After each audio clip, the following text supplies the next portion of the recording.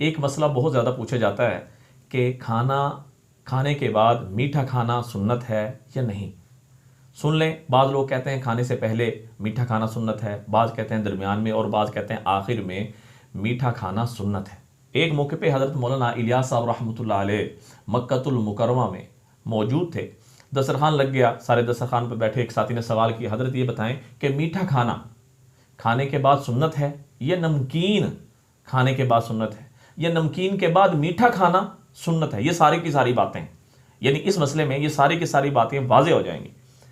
तो लिहाजा ये समझ लें कि खाने से पहले, खाने के दरमियान में और खाने के बाद मीठा खाना सुन्नत नहीं है। हाँ, एक रिवायत यूँ मिलती है, अम्मी आयशा रज़ियल्लाहु तआला फरमाती हैं कि आप अलैहिस्सलाम को मीठा और शहद पसंद था। आप अलैहिस्सलाम मीठे को और शहद को पसंद फरमाया करते थे।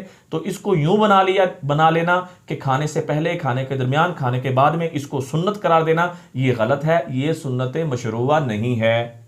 हाँ, यूं कह सकते हैं कि आप अलैहिस्सलाम को पसंद था, तो इसे पसंद फरमाएं, दुआओं में याद रखें, सदका जारिया समझकर इसको आगे शेयर करें। अस्सलामु अलैकुम व रहमतुल्लाहि व बरकातहू।